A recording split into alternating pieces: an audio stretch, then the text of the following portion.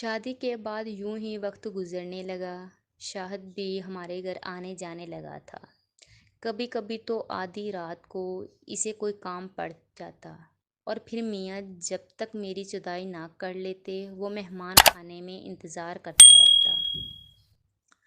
شاہد اکثر میاں کی غیر موجودگی میں بھی آتا رہتا تھا اور میں دروازے کی اور سے ہی اسے واپس کر دیتی۔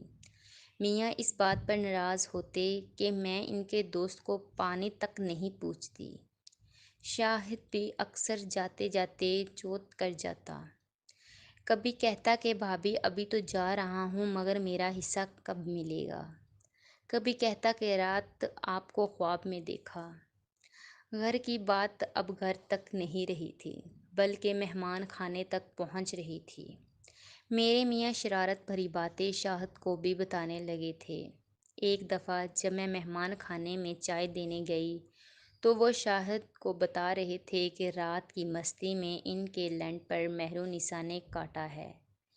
میں شرم سے لال ہو گئی اور دروازے میں ہی رک گئی۔ شاہد بھی الٹی باتیں پوچھنے لگا کہ میرے ممے کتنے بڑے ہیں اور میری چوت کس رنگ کی ہے۔ اوف توبہ! یہ کیسی باتیں کر رہے ہیں؟ ایسے تو میں مہمان خانے نہیں جا سکتی، شرم سے ڈوب جاؤں گی شاہد کے سامنے۔ میں واپس کچن میں چلی گئی اور جان بوجھ کر ایک کانچ کا گلاس فرش پر پھینک کر توڑ دیا۔ میاں اندر پوچھنے آئے تو میں اسے پیش آئی جیسے کچھ ہوا ہی نہیں اور پھر ان کے پیچھے پیچھے مہمان خانے چائے دینے پہنچ گئی۔ شرم سے میرا چہرہ لال ہو رہا تھا۔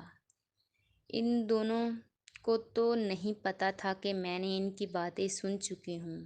شاہد میرے بابس کو ہی گھورے جا رہے تھے جیسے ابھی کاٹ کھائے گا۔ شاہد کی نظریں کی تپش مجھے اندر تک جلا رہی تھی۔ جب میں اسے چائے دینے کو آگے جھکی تو اس کا ٹراؤزر کا ابھار مجھے بہت کچھ سمجھا گیا۔ دن یوں ہی گزرتے گئے مگر اب میاں کام میں زیادہ مصروف ہو گئے تھے۔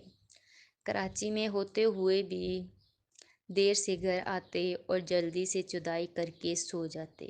مجھے مزہ نہیں آ رہا تھا۔ میں شاور لے رہی تھی اور میاں گھر پر نہیں تھے۔ پھر سے شاہد آ گیا۔ میں نے اندر سے ہی آواز لگائی کہ مہمان خانے میں بیٹھیں، میں تھوڑی دیر تک آتی ہوں۔ اف توبہ! شاہد کے ٹراؤزر کا ابھار یاد تھا مجھے۔ کچھ دنوں سے میری چوت پیاسی تھی اور شاہد کا ابھار یاد آتے ہی میری چوت میں ہلچل ہوئی۔ میری چوت شاور میں بھی آگ لگانے لگی۔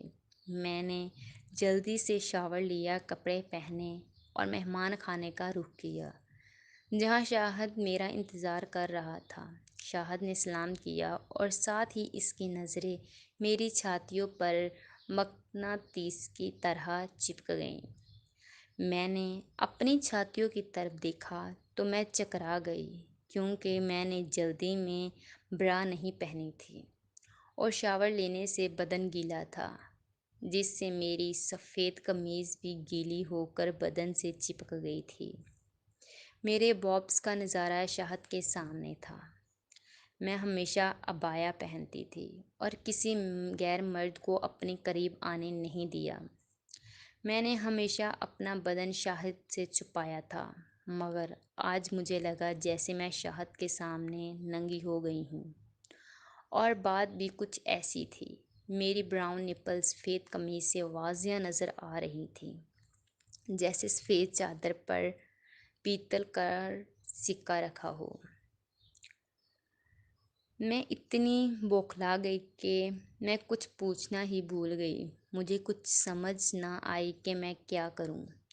میں اپنی چھاتیوں کو باہوں میں چھپایا اور آخر کار گھبرا کر میں اندر کی طرف دوڑ گئی۔ آج پھر شاہد کے گھر دعوت تھی۔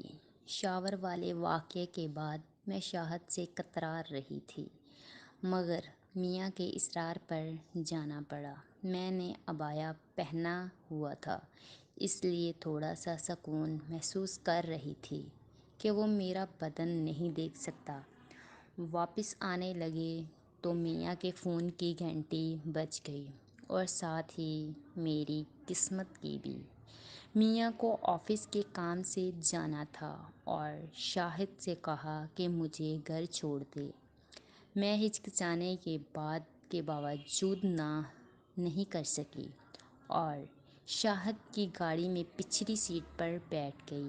سارے راستے میں اپنا جسم سمیٹنے میں لگی رہی اور شاہد شیشے سے مجھے گھورتا رہا۔ گھر پہنچتے ہی میں گاڑی سے اتری اور شاہد کو بائے بول دیا۔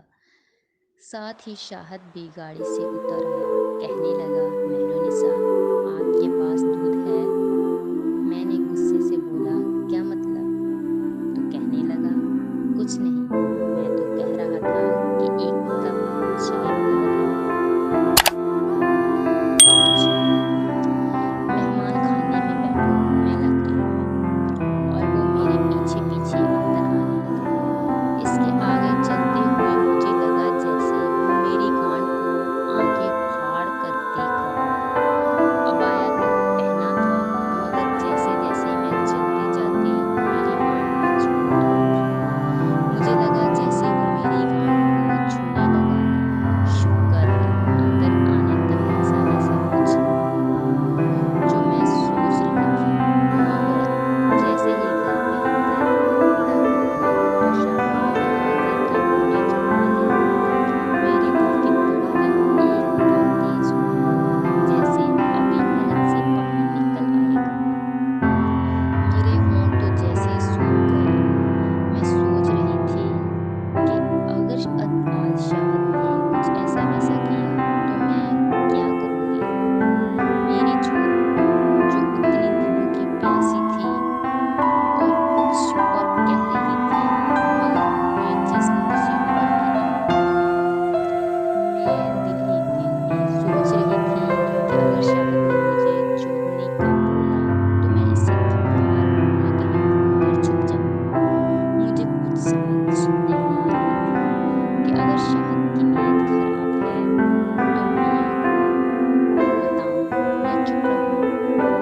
ایسے ہی کھڑے کھڑے نہ جانے کتنی دیر ہوئی کہ شاہد نے میری کمر پر ہاتھ رکھا۔ میں ایک دم سے ڈر گئی۔ میرے بدن میں کرنٹ سا دوڑ گیا اور جوڑ پر چونٹیاں سی رہنے لگیں۔ نپل ایک دم تن گئے۔ جیسے ہی پیچھے مڑا تو شاہد نے کہا، بھابھی چائے؟ میں نے کہا، اچھا بیٹھو، اور پھر کچن میں چلی گئی۔ میں عبایا اتارتے ہوئے ڈر رہی تھی کہ میں نے عبایا اتارا تو میں مست و بس شاہد کو اپنی طرف متوجہ کر دیں گی۔ ایسے ہی میں نے چائے بنا کر شاہد کو پیش کی اور سامنے بیٹھ گئی۔ شاہد مجھے ہی گھورے جا رہا تھا اور مجھ میں نظریں ملانے کی ہمت نہیں تھی۔ میں نے دیکھا کہ شاہد کی پینٹ میں ٹینٹ سا بن گیا ہے۔ یقیناً اس کا لنڈ کھڑا ہوگا، مگر میں نے عبایا میں بیٹھی ہوئی ہوں۔ پھر کس چیز نے اس کا لنڈ کھڑا کر دیا؟ میں یہ سب سوچتے ہوئے لاشعوری طور پر اس کے لنڈ کی طرف ہی دیکھ رہی تھی۔ شاہد نے کھانس کر مجھے اپنی طرف متوجہ کیا تو میں جھنپ سی گئی۔ گھبرا کر اپنی جگہ سے اٹھی اور خالی کپ اٹھانے کو آگے بڑھی۔ جیسے ہی میں نے کپ کو پکڑا، شاہد نے بھی کپ کو پکڑنے کے انداز میں میرا ہاتھ پکڑ لیا۔ میرا جسم گرمی اور گھبراہٹ سے آگ بنا ہوا تھا۔ جیسے ہی شاہد نے میرا ہاتھ پکڑا تو میں کانپ سی گئی۔ شاہد نے بولا، کیا ہوا بھابھی؟ میں نے کہا، کچھ نہیں، اور شاہد نے میرے ہاتھ سے کپ لے کر میز پر رکھ دیا اور میرا ہاتھ پکڑ کر اپنی پینٹ کے اوپر پر رکھ دیا۔